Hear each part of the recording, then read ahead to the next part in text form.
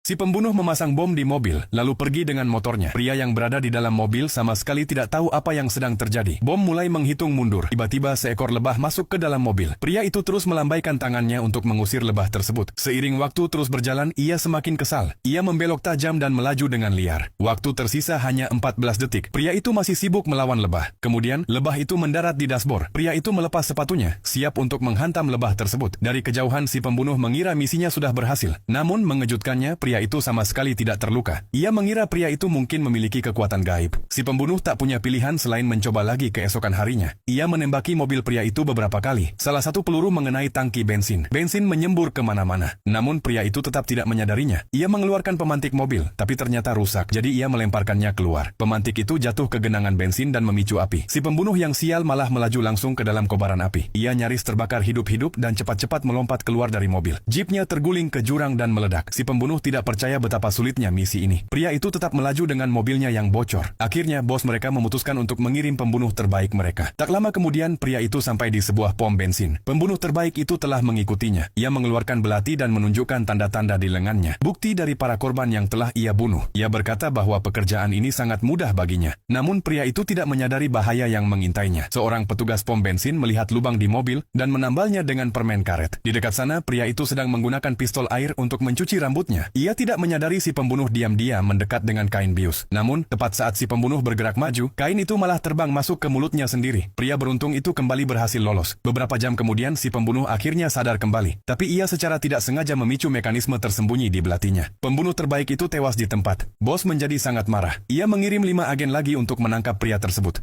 Ia bahkan menempatkan para penjaga untuk mengawasinya. Namun tiba-tiba pria itu meledak dengan kekuatan luar biasa. Ia memutuskan tali dan melompat keluar dari jendela. Ia mengikat salah satu penjaga. Seorang penjaga lain muncul. Pria itu mengangkat tangan untuk menyerah. Tetapi tanpa sengaja, ia malah menjatuhkan penjaga kedua juga. Ia lolos lagi, murni karena keberuntungan. Akhirnya, sang bos kehilangan kesabaran. Ia memutuskan untuk turun tangan sendiri. Ia menyelinap masuk ke rumah pria itu dan menunggu. Saat pria itu pulang, bos tiba-tiba muncul dari balik pintu. Kali ini, sepertinya tidak ada jalan keluar. Pria itu benar-benar bingung. Tapi tepat saat itu, yakin kamu bisa menebak apa yang terjadi selanjutnya?